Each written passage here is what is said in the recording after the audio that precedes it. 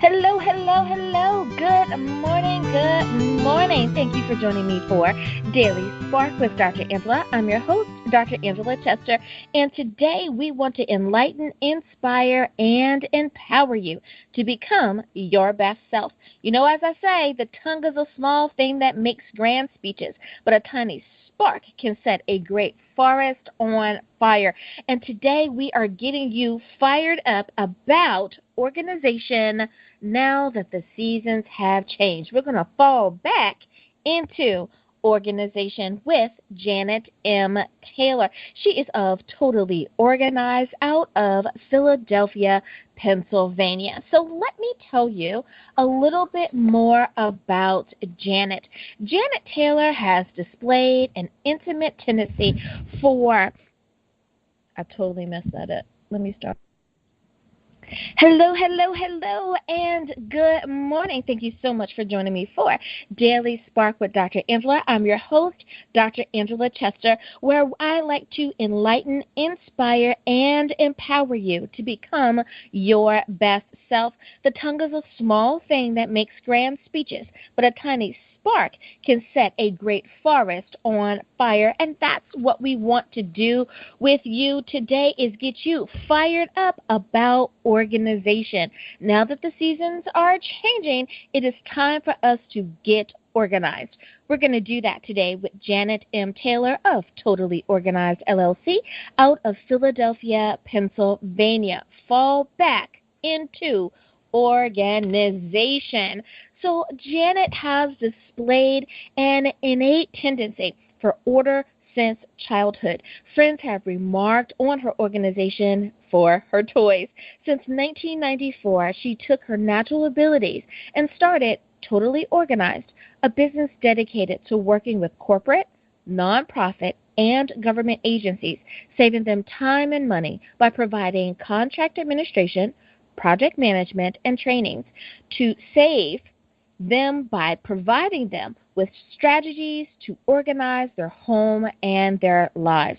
Now, Janet uses her 20-plus years experience along with skills as an expert organizer and strategist to provide services to notable clients such as Les Brown, motivational speaker, Diana Williams, 100.3 WRNB, Hewitt Packard, Trinity Valley Community College located in Athens, Texas, City of Philadelphia, and the Pennsylvania AFL-CIO Community Services Institute.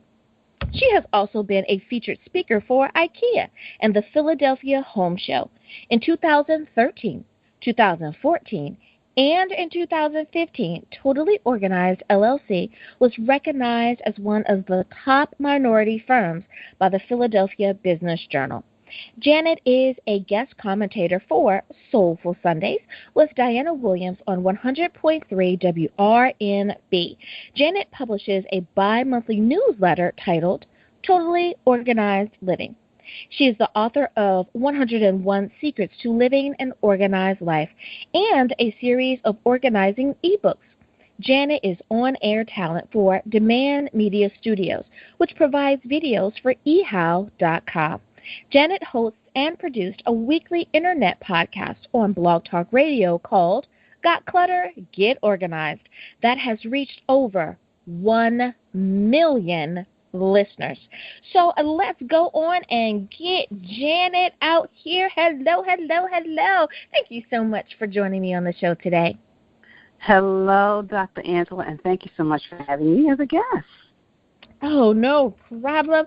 You know, I really enjoy talking to you because who doesn't want to be organized? Who doesn't want to have a proficient lifestyle and anything that's going to help life flow easier, to flow smoother? I want to have that in my life a little bit more, and I know that my listeners do too.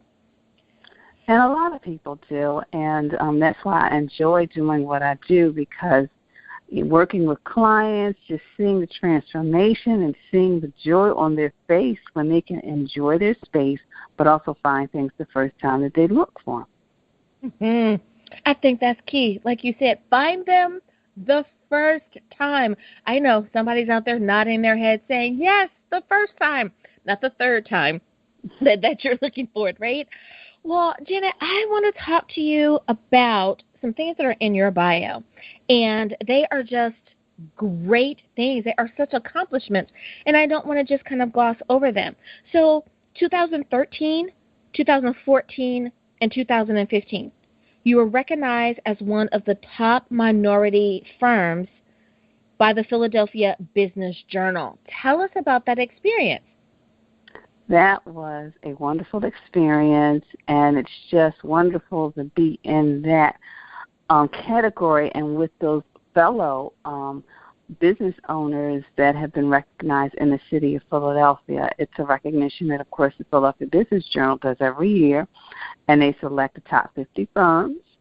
And you know, every firm gets a chance to enter, and then when you get that email or that letter saying that you've won, it's like, wow. And the first year was exciting, and then I said, well, I'm going to just go for it the second year, and the second year and the third year. So getting it 3 years in a row was just wonderful. And then you just meet so many other wonderful business owners within the city of Philadelphia, and then we have a nice little celebration at the end. So it is an awesome honor. I can imagine. I know that there were some proud folks in your community, proud folks in your family. That is awesome. Like you said, it's one thing to get it once. It is just extraordinary to get it 3 times, and I personally just applaud you on that. It's not easy to do these things. You know, it really takes dedication and passion for what you do. So thank you so much for keeping that up and sharing that with your client base. Now, I also want to touch on another thing that you have done, 1 million listeners. 1 million listeners on Got Cluttered, Get Organized. That must have been exciting as well. It was very exciting. I started the show because a woman who is my mentor, and at the age of 78, she wrote her first book. And she said, people need to hear your voice, because she had a podcast. So I started it, and I really enjoyed it because I felt it was my way of reaching a different audience, but also talking about not only the benefits of being just having an organized space, but having an organized life. And I did that by just bringing on guests like yourself to share their knowledge and their wisdom on a specific area and a specific topic, and to let people know organization sometimes is more than just having a drawer organized. It's, you know, about having your life, your thoughts organized, having your health organized, what you're going to eat, organizing your exercise, and so many other areas as well. And I don't think that people really, they think about the total and complete aspect of organization. Like you said, I think they think that it's just making sure that there's no junk drawer in the house, or that your clothes closet is, you know, color coordinated, that they forget about the personal aspect of making sure that there's no clutter in your life as well. Yeah, and one of my highest listened to podcasts was Getting Organized Before You Die, because I had a client of mine who was a funeral director. I wanted him to talk about, from his perspective, on how important it is for us to be organized before we pass away, making sure that we have all that paperwork in order, because he shared the other side that people don't know about, of when people come in and they don't have anything in order. They may not have a life insurance policy, or people may not even know where things are, and the will's not up to date because there's 5 and 6 copies floating around somewhere. So he talked about, and that was one of the most listened to podcasts. Yeah. So I can imagine. Yeah, because like you said, we don't think about the other side. We just concentrate on what's affecting me today, or maybe this week. And then you have those people that say, well, I don't want to talk about that because that's morbid. I don't want to talk about, you know, death and dying because my grandmother said, you know, that is, it's almost like it's so taboo, or there's some superstition around it, where many people just understand that it is good organization, and that we need to plan for those things to take that burden off of our families. And that is so true. And it also is a stress reliever as well when you organize, because I've been through that process of planning a funeral for my mother. So just having things in order, it makes you at least less stressful, because you're already in stress and emotional and everything. But at least if some things are already laid out, it makes it a little easier. And that's what I like to do through that podcast, is use it as a vehicle and to say, hey, let's look at all the ways we can live an organized life, from, just making sure we're maybe an organized caregiver, to planning, for the future, to maybe even just being an organized pet owner. Again, those are all of my topics. No, you have a really, really wonderful show.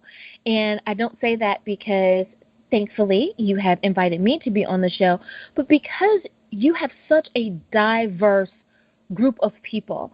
The experts, the resources, the people that you bring on, it's always something different, and there's always something that you learn. And I try not to use the words, always and never, because they're not always ever true. But it's a matter of someone says something, and you go, I didn't think about it like that. Or, well, that's a different way of looking at it, or a different way to pursue it, or a different way to tackle that concern, where perhaps what you've been doing has been working, but there's nothing wrong with learning a new way or being exposed to a different way of doing it that may even change your process. You can never stop learning. And that's what I hope to do, and that's what I hope to do, because one of the shows I'm getting excited about is going to talk taxes. Every year, April 15th or 18th, it's the same time every year, and every year some people come with those bags of receipts every year. So I'm just hoping to bring some enlightenment on that whole process. So to let people know that, because, people tease me because they say, well, Janet, you just show it with a couple pieces of paper. Well, that's really all they need. If they need backup documentation, they'll ask for it. But they really need totals. Right. And so they were like, well, I bet they really enjoy doing your taxes. Well, I guess kind of, yeah. Because I'm not coming in with bags and cartons and suitcase full of receipts that they have to go through. So just trying to help people, think of different ways, change some habits. And everybody knows that it's funny. That's why they poke at it in TV shows, in commercials, even in cartoons, because it's hilarious. And it's like, come on, people, we've got to get better with this. Well, as we are about to approach the change of the season, and we are in one season and we're about to get into another season, what do we need to do to really start transitioning into a new season? Like, is there something different that we need to do? Even if it's from winter into spring, or spring into summer, summer into fall, does it matter what season it is, or do different seasons require different things of us? It really doesn't matter the season. I think there are basic things that everybody can do, because you're talking to an audience that is different time zones and different regions and weather-wise. And I think the one main thing is, when you do go from a season, is you look at the things from the previous season and be honest. I wore this. I didn't wear this. I'm never going to wear this. Be honest with yourself, or even with the things that you use, because a lot of people, they decorate their home according to seasons, and that's the way. So once you really transition and realize, okay, this is stuff that I need to put in storage for the next time I wear it, but this is stuff I'm not going to use, so I need to donate it, to give it away. So that's the first thing to do, and then you start incorporating the new season, the coming seasons, things into your home and into your closet and into those spaces.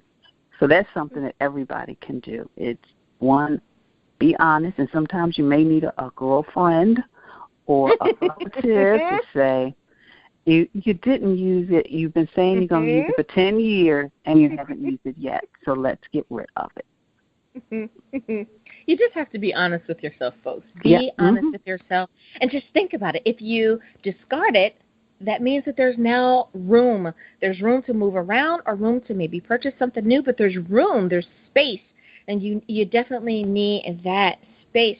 Well, listeners, we are about to go on a break, but before we do that, Janet, can you remind everyone how can they find you? Where are you on the internet? They can find me at my website at janetmtaylor.com. All righty, listeners, we'll be back right after this. And we are back. Thank you so much for joining me for Daily Spark with Dr. Angela. I'm your host, Dr. Angela Chester. Today we have Janet M. Taylor on of Totally Organized LLC. And like she told you before the break, you can visit her online at janetmtaylor.com. We are talking about falling back into organization, steps to be organized for the fall and the winter. So, Janet, let me ask you this. How should we tackle our closets? I know that that's the one thing where people try to just, shove everything in there, close the door, and our friends and families will be none the wiser. How can we tackle, right? How can we tackle our various closets?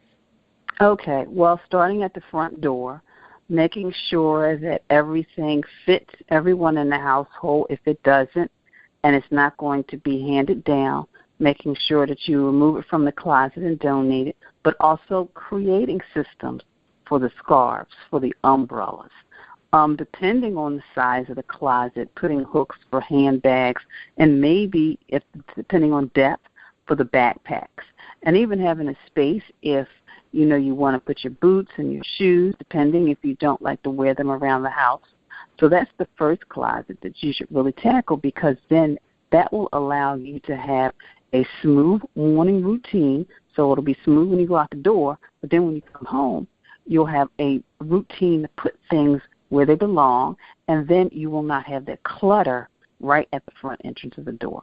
So the front entrance closet is the first thing. And then, of course, then you have to tackle those bedroom closets. And with those, what happens is, because 80% of the stuff we keep, we never reference again, we wear 20% of our clothes 80% of the time. 20% of our clothes 80% of the time. So that means removing things you are not going to wear. And sometimes, depending on the size of a closet, even a small closet, it can be overwhelming. And I always suggest to do it in segments. So first thing is just take everything out that you do not want to wear again. So that's the first thing. Donate it. And then from there, you see what's left and you begin to organize. Maybe you organize your shoes. You organize your accessories. You organize a shelf. And then you organize all of those other things in the closet as well, like the clothes, your suits. And then sometimes even with separates, you may want to use a double hang in order to do that. So that'll maximize the space. And also sometimes investing in good hangers, like maybe the slip hangers, because that way you'll get a little bit more space in your closet to hang more clothes.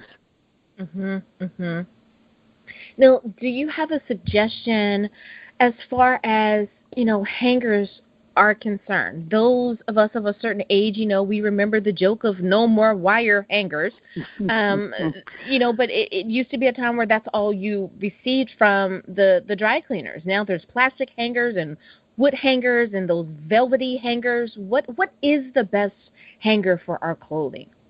Well, of course, first you always want to look at your budget, number one.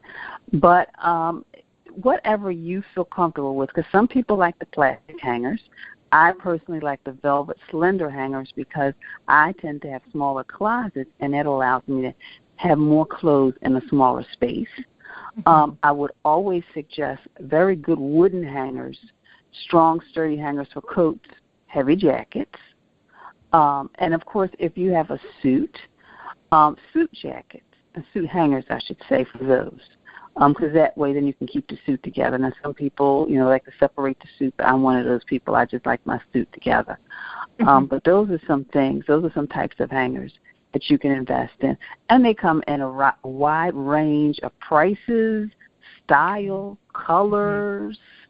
I have black velvet, but I know they also have a beautiful blue and green and possibly red somewhere out there. So, make your closet fun, because you're going to have to go in there every day, sometimes 2-3 times a day. So make it fun and make it functional. Well, I know that I do the color coordinated hangers with my household. I am the only female in the house, so needless to say, my stuff tends to be pink.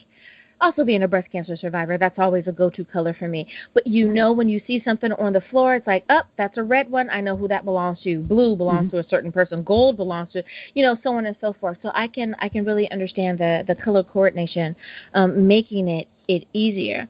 So we've done the front of the house or our major closet, be it that it's the front door, the garage door, and wherever we're putting our stuff. You were saying, like, when we first come in and take all of our things off. We've done our bedrooms, our living spaces. How should we tackle our kitchens? I know there's someone out there going, but what about that junk drawer in the kitchen? What do I do about that? Well, the key thing with drawers is to designate a drawer, give us a specific purpose for it. This will be my utensil drawer. This will be my drawer for maybe my office supplies. This will be my drawer for maybe my craft supplies. So once you do that, then you will get organizers and just only put things in the drawer for the purpose. I had a utility drawer where it had all of my tools. It had my flashlight, just in case I needed the little matches. Then, of course, I had my drawer with all of my utensils. And then I had another drawer with all of my cooking utensils and my corkscrews and my can openers and all of those gadgets. So it's really giving each drawer a purpose and using organizers. And they don't necessarily need to be something you buy. Sometimes you have old food storage containers that you really don't want to use anymore. Pop the tops off, put them in a drawer, and that's your drawer organizer. So, you can go into even using a utensil organizer, and sometimes you can get those for $1. You can use those in your drawers as well to separate items.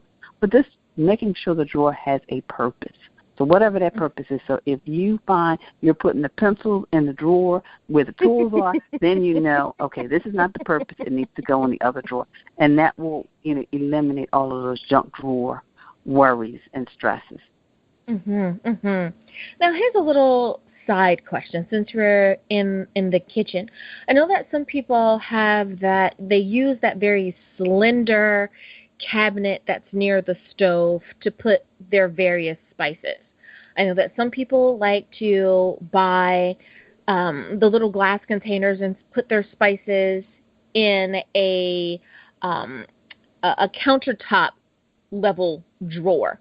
Is there a better place to put, is one place better than the other for certain items that literally go in the kitchen? Like, is our stemware supposed to go in a particular cabinet, or the dishes in a particular cabinet, or is it just really how you want it to be? Well, I think function-wise, your dishes, stemware should kind of go, for those people who have a dishwasher, should go close to that. So that way when you're unloading the dishwasher, you can just put things in the cabinet. But I really think you need to look at the kitchen on how you function.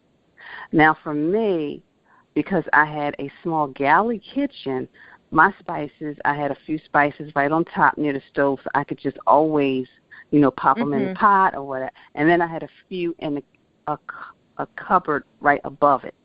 So that was easy for me. But it depends on how you cook and function in the kitchen, and also making sure you utilize all of the space that you have, so that if the spices in the long cabinet near the refrigerator is the best place for you to put them, and put them there. But if having them in the drawer functions for you and it works and it makes you have a space-saving functional kitchen, then that should be where you put them. So I think every individual person is going to be different. Because I know that that's a going debate or item of concern on Pinterest about, where are we supposed to put our spices? And, are we moving our things around so that they can go in the drawer?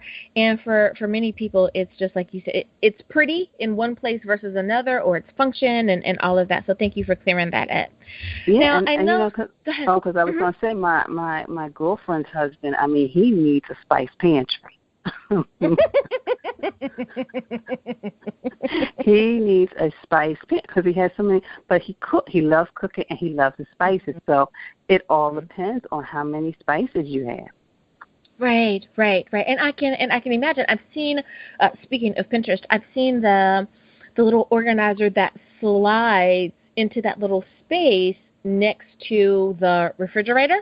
And there was one person that had the little spice jars and all of that, and they had taken the time and labeled each jar with each spice, and it was really quite pleasing to look at all of the spices that were there. It was such a beautiful display. They were tucked out of the way, but you could also get, the length of your refrigerator, long and width. It was beautiful, and I went, wow, that person probably, like you said, cooks a lot. If you're the type of person that doesn't cook, you really don't care if you have cumin or coriander, on the top shelf or not. You just need salt and pepper and whatever else came with your meal. I hear you. Now, we're talking about as we start thinking about the holidays. Now, I know that for many people, when we think about fall, we start thinking about back to school and Halloween. For other people, I don't have any children. I don't celebrate Halloween. But for others, once fall or autumn, depending on what you call it, is here, it gets you into a little bit of a festive mood because now your gears are shifting. So are there any particular things that we can do early on to start preparing ourselves for the holidays? Well, I would definitely have some planning time. September, actually Labor Day is the perfect day to do it because the holidays will come up so fast that it makes your head spin. But just kind of have a planning time and also think about what your involvement is going to be in these holidays. For me, once Labor Day hits, my next really major holiday is like Thanksgiving, Christmas. So really begin to think about what your role is. And for me, Thanksgiving this year probably traveling. So, but Christmas, I'll be home. So what is that going to be like for me? I'm going to have to decorate, have food, have fun. So how is that, and how do I need to plan it out now so that I'm not stressed? Because, one, I want to go away for Thanksgiving and have a good time. But when I come back, I don't want to feel like I've only got so many weeks left in order to get ready for Christmas. So just stretching things out. And it's just doing some little things. Like already I'm thinking, okay, I need to start thinking about, one, my Christmas cards, because, yes, I do send out Christmas cards to a few people. But also, are there any gifts that I need to get? I'm even thinking right now of looking at my decoration inventory and seeing how I'm going to make that work so that when I do come back, I can kind of get back into that. Everything will be there. If I need to pick up any gifts, any gift wrap, and what is my menu going to be like, too? So are there things that I can start getting now leading up to that holiday? So I think it's a matter of, one, deciding the holidays you're going to be involved in, what your involvement is going to be, and if you are going to be really preparing and decorating, then write out a checklist so you can do some little things each and every week leading up to it. Now, is it okay to purchase those holiday items at the end of the year? You know how Christmas has come and gone. It's now January 4th, and everything is 70% off. Should we really take advantage of that 70% off, or should we wait until we have an idea of what we want to do for Christmas next year when it's closer to Christmas? Well, I think if someone, for example, they are in need of a brand new Christmas tree and they get the artificial tree and it's 75% off, then I think that would be a good time because that's a good buy. But sometimes it's all the other little things that we see on sale that we buy, but then we never really use. So I think it's good if you have a plan in mind.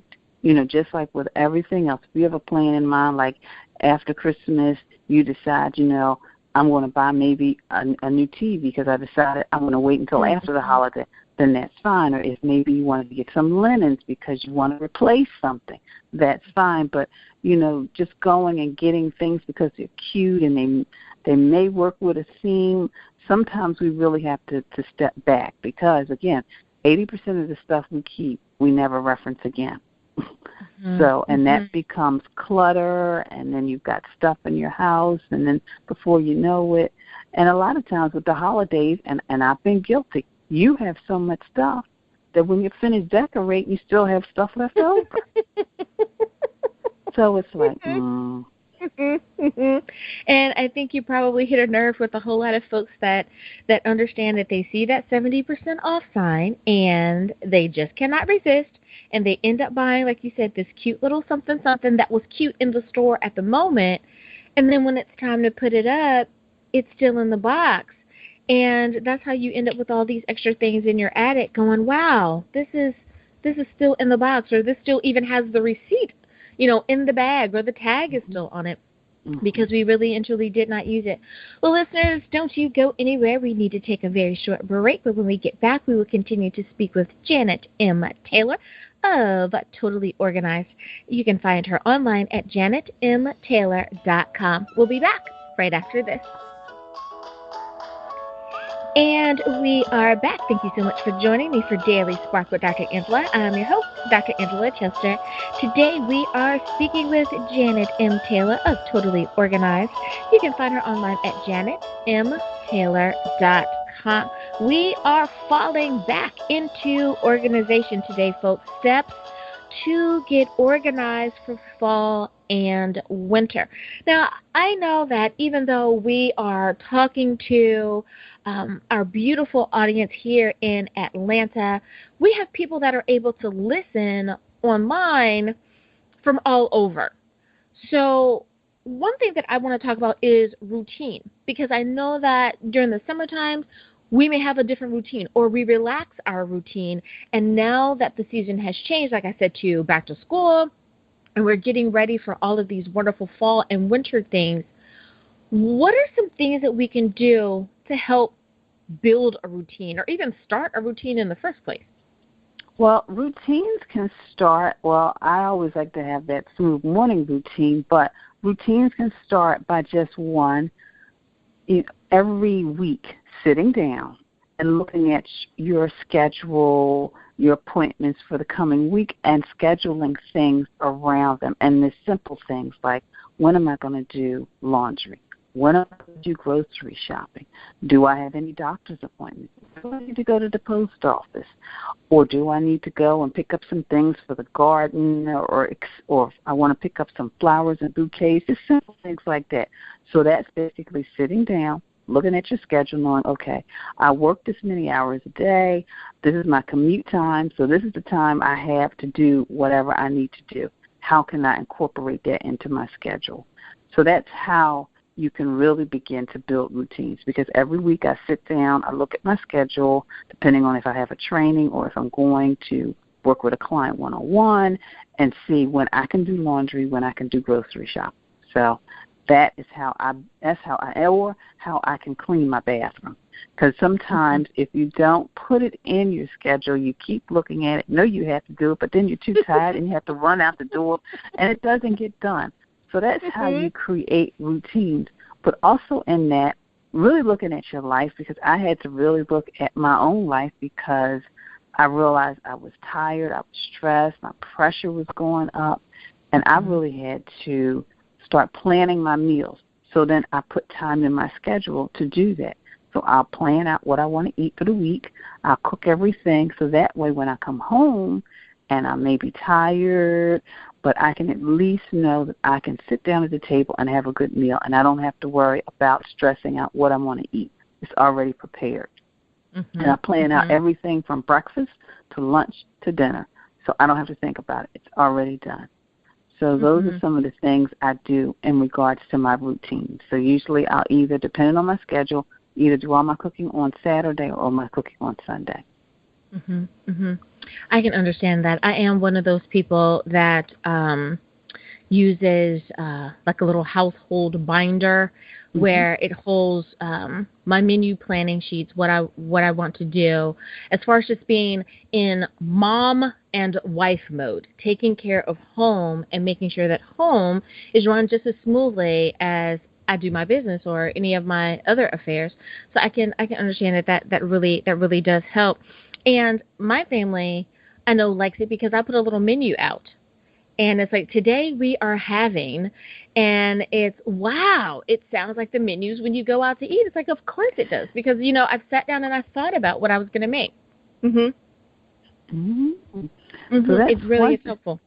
Mm-hmm. So that's one thing I do. So, and also to help people, your listeners, really kind of save some time, I always tell people that hour the night before can save you, like, if you do 15 minutes, it can save you an hour the next day. And that 15 minutes is just laying out what you're going to wear. You got the suit for your presentation, making sure you have all your presentation material, making sure you have everything in your pocketbook, especially your keys, so that when you wake up in the morning, both your shoes match, everything matches, you got everything in your bag.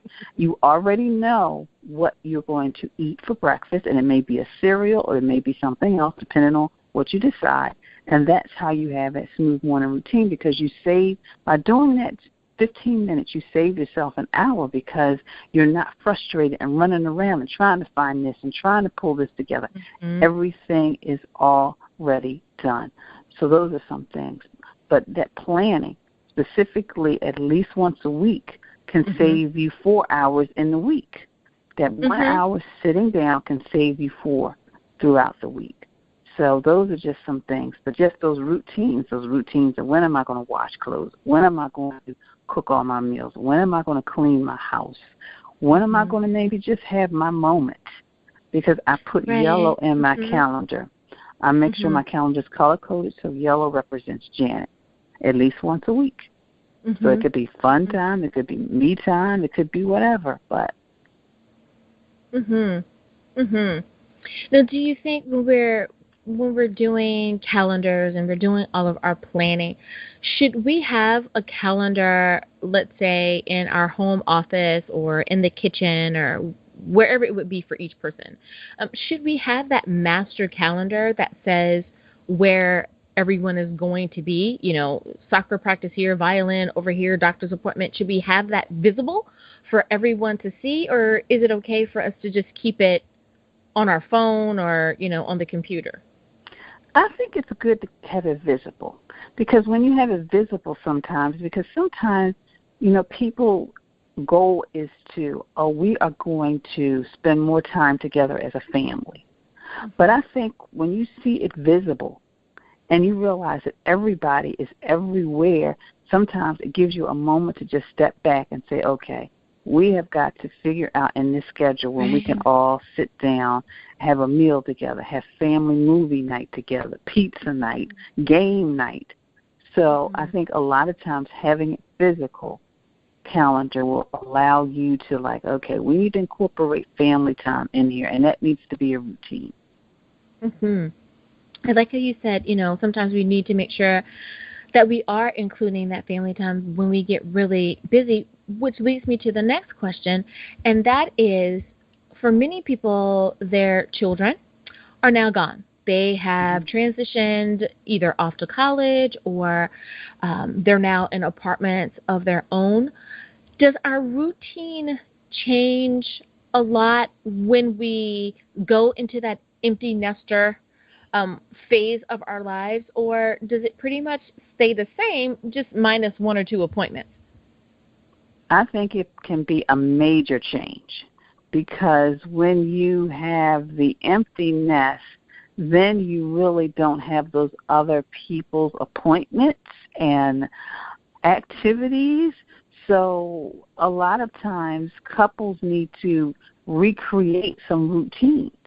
Mm-hmm. You need to recreate some date nights. You need to recreate maybe some time separate from yourselves with other friends.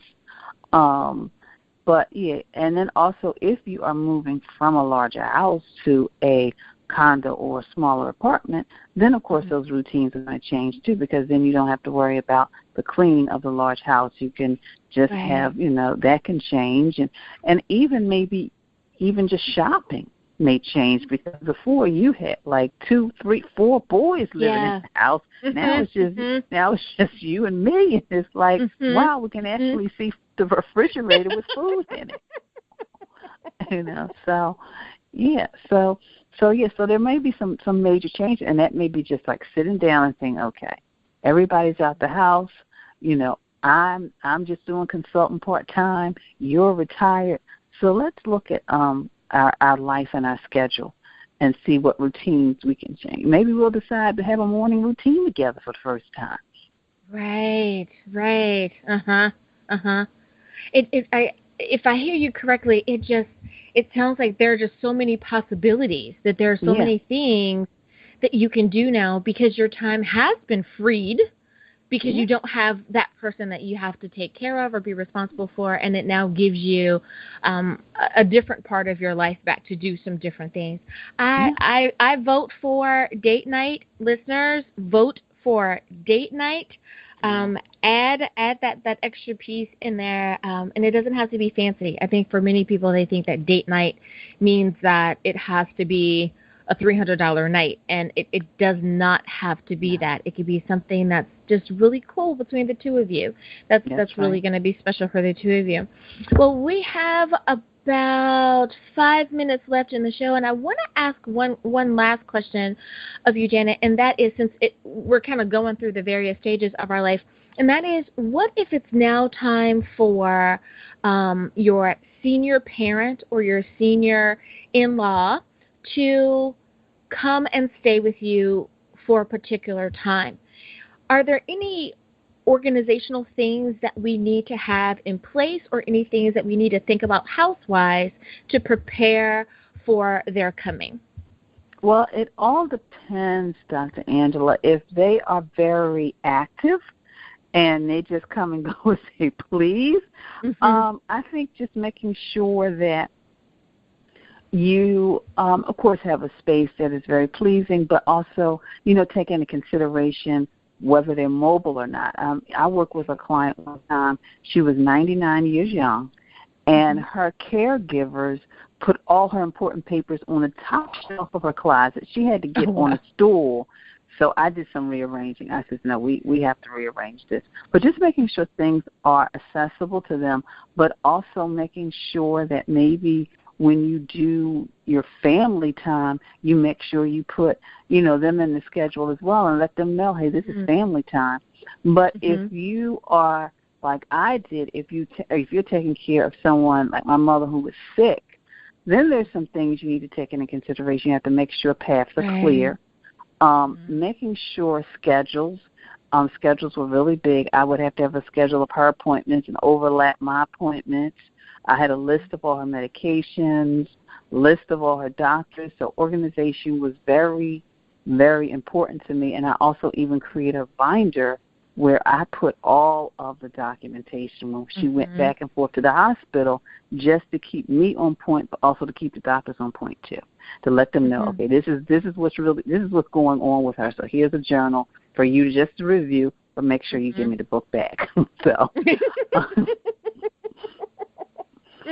After all your hard work, you're not going to leave that there. But, yeah, and just making sure, and even with that, I was on schedule. I would wake up, I would get myself together, then I would make sure I got her up because she was, she wanted to get up, she wanted to get dressed, and making sure I made her meals, and even planning when I would shop. It was always around when we had to go to the doctor, so all of those things. So sometimes organization is a key there too. So depending on if it's independent and they just come and go as they please, or even if you become their caregiver, then you have to really take organization and just kind of plan things out either way. Now, I love how you make it sound so easy and just so effortless. And I think that takes out a lot of the anxiety for a lot of people. They hear organization and, they get sweaty palms thinking, oh no, it's going to be all of these rules that I have to follow. It's all of these things I have to do. But yet you've given us some very practical things that we can do to make the transition quite easy. And it is, because one thing people need to know is organization doesn't mean being neat. It means being able to find stuff. So always remember that it's just being able to put your hand on something the first time. It doesn't have to be a perfect system, but if you can put your hand, even if you take all the shoes in the boxes and put them in the closet, but every time you want the brown shoes or the suede shoes, you know where they are. That's what organization is. It doesn't necessarily mean that you have to go out and build one of those wonderful systems you see on the internet, but it's just starting off where you are. So if you want your closet to look like a boutique, it can. But if you want your closet to just be able to put your hands on your favorite blouse or your favorite pair of trousers, it's that simple as well. I love it. I love it. Well, Janet, thank you so much for being on the show with me today. Thank you for sharing all of your wonderful tips and tricks of what we can do and your expertise for keeping our lives and our homes in order. Thank you so much. Thank you so much, Dr. Angela, for having me again. Well, one last time, I know we may have had some people that tuned in a little bit later in the show. Can you remind them one more time, where can people find you on the internet? They can find me at janetmtaylor.com. Alrighty, listeners, thank you as well for joining me for another episode of Daily Spark with Dr. Angela. I am your host, Dr. Angela Chester, and as always, may the Lord continue to shine His face upon you. May you receive His grace and His mercy. And remember, you are blessed and highly favored. Until next time, have a great week, everyone. Bye-bye.